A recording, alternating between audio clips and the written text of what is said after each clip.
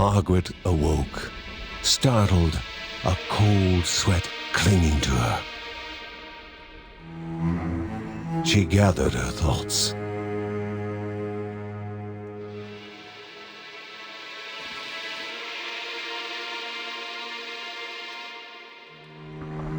Aged wood creaked, echoing through the quiet rooms.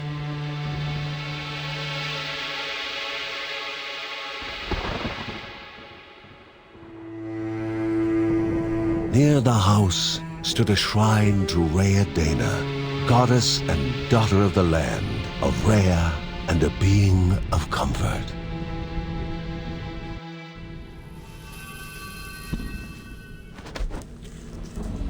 Margaret sought answers.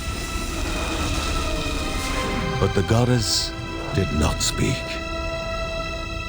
There was only the faint whisper of bark, something hungry.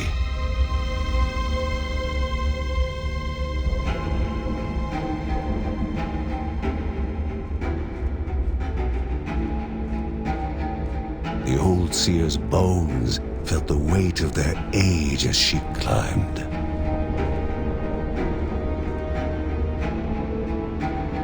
The only thought on her mind, has it begun again?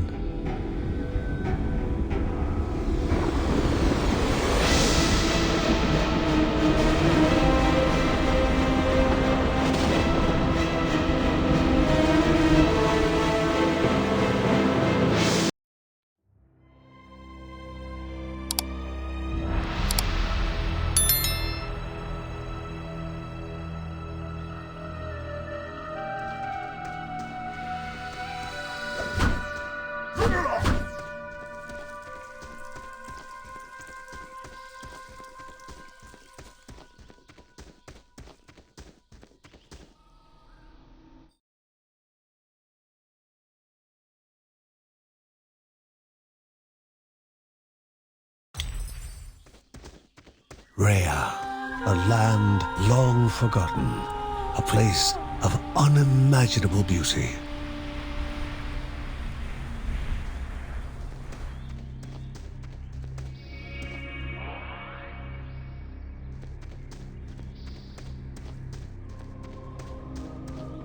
It first appeared as sludge given life, slithering creatures, small and vile.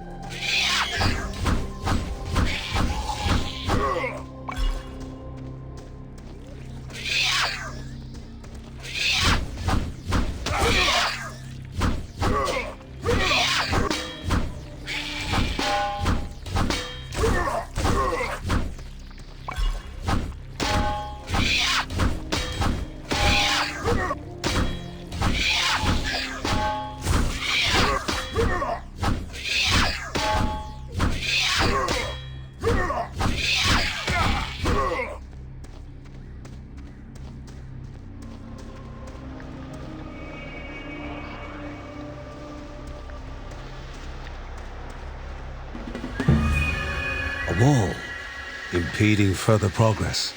A battle was certain.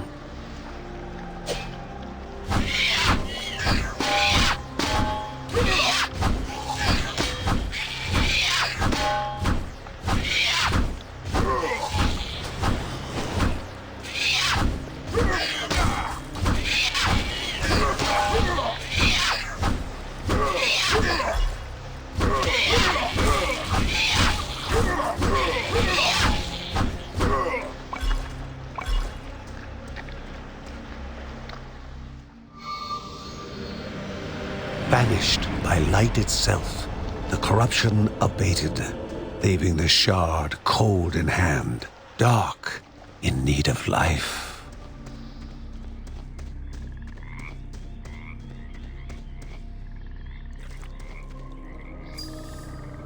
The shard grew warm, humming softly from the harnessed energy.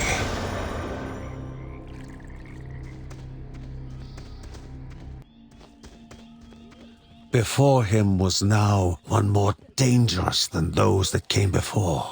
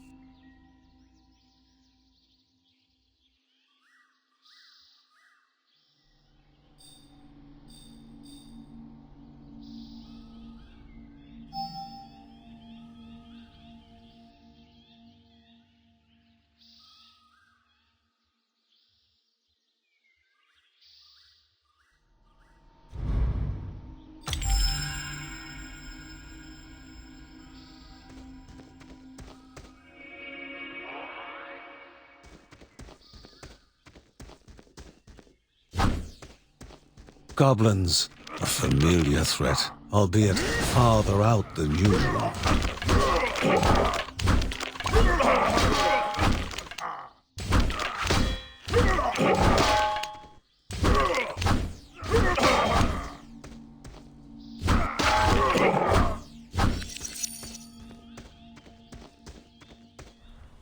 Magnificent, but dangerous, a land of love found and of love lost.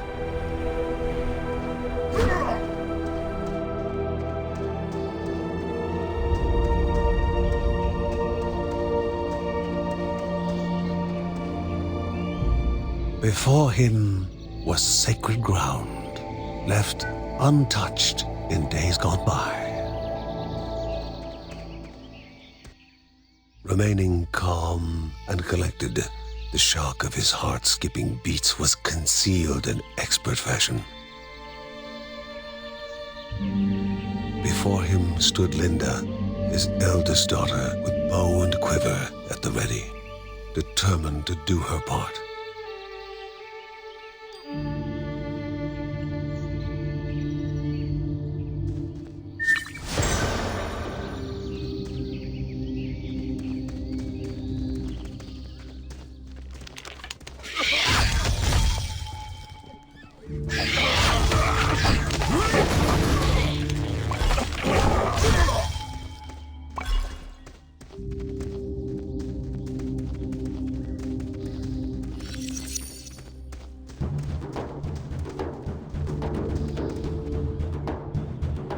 Before the Guardians were not beasts feeding, but monsters consuming, destroying others. They corrupted and distorted, creating even more hungry husks.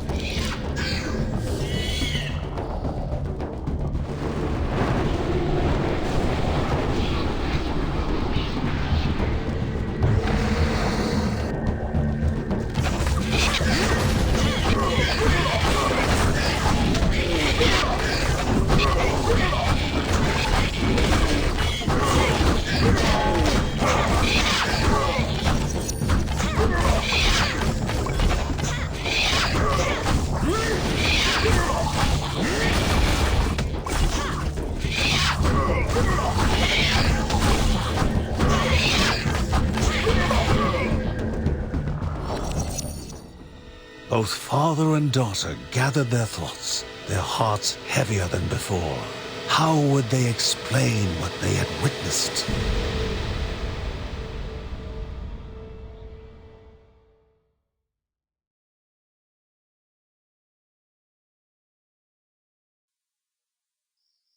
The ancient tree had been cut down. Together, father and daughter described the horror, the creatures dripping with decay that slithered into bodies stuck between life and death to bolster their ranks. Grandma Margaret confirmed what they all feared. It was the corruption, a cruel entity spoken of only with hushed voices, an ocean of darkness that flowed from the top of Mount Morta. And the Bergsons' duty was to stand against this devouring deluge of death. Kevin was also eager to do his part in the family's fight, especially when his older brother Mark was off somewhere. He was as much a guardian of their mountain home as any of them.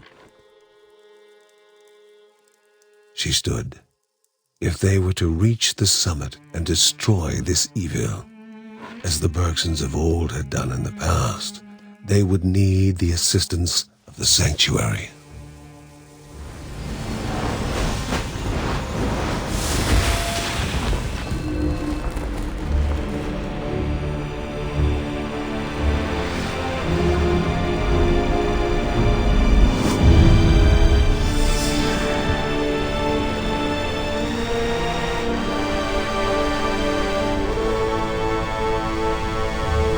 Given to the Bergsons by Rhea herself, the sanctuary was a gateway to the mysterious lands around the mountain.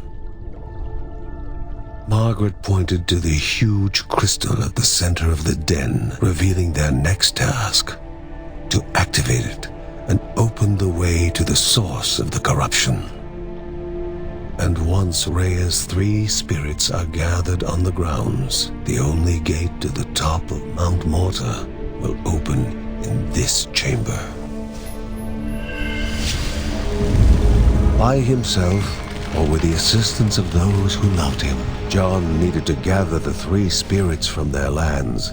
Without them, he would not be able to stem the flow of the corruption.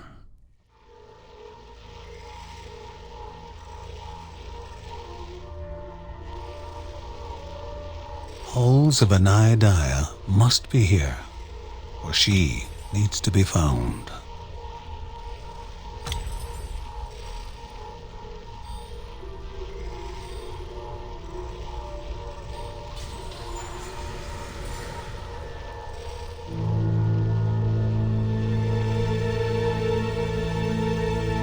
A celestial shard chipped directly from the ancient crystal in the sanctuary. It would be the Bergsons' lifeline, a tether to pull them back home before death's fateful whisper.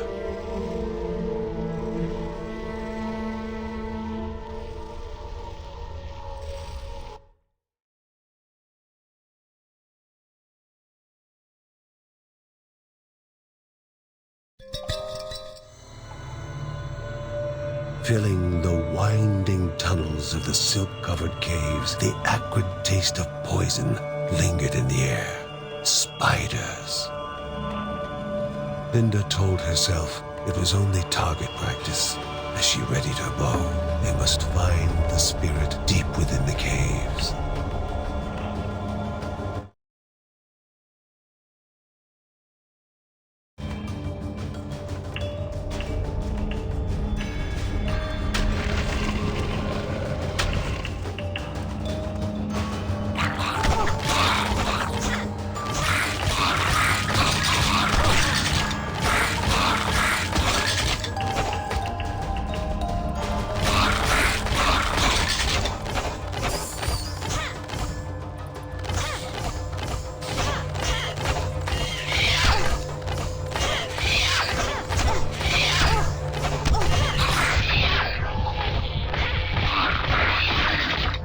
The Bergson began to slip away, wondering if this was death. It was warmer than they expected.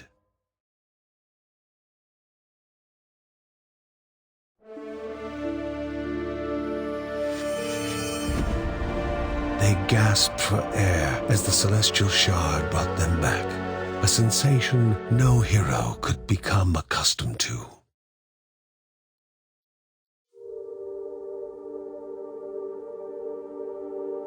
As she heard John and Linda describe their foray, thoughts rushed through Margaret's head.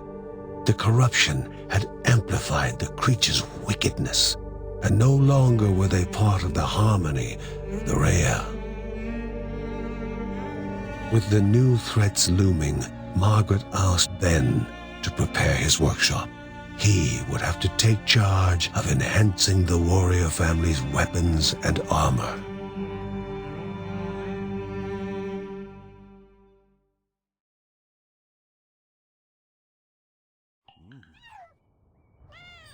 Uncle Ben reached out to the familiar warmth of the forge. If they were to reach the top of Mount Morta, their equipment would need to be of the highest quality.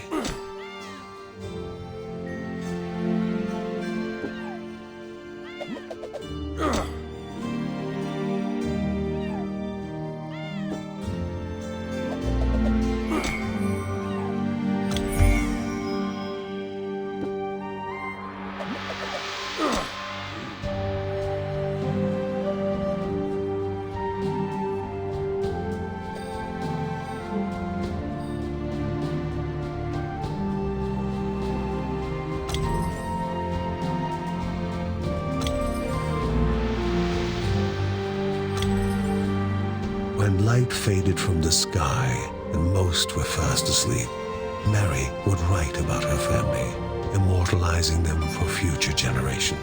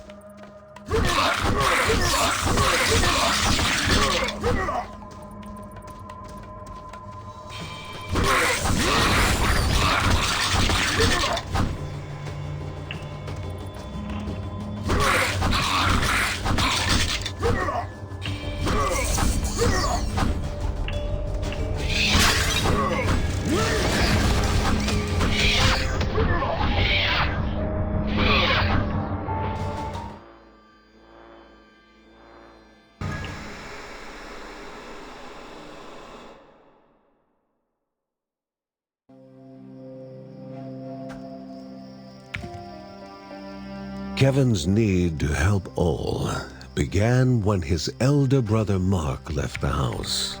His brother was strong, making any near him feel safe.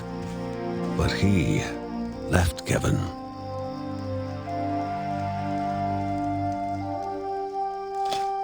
Though Uncle Ben knew what his nephew needed, a focal point for his aspirations.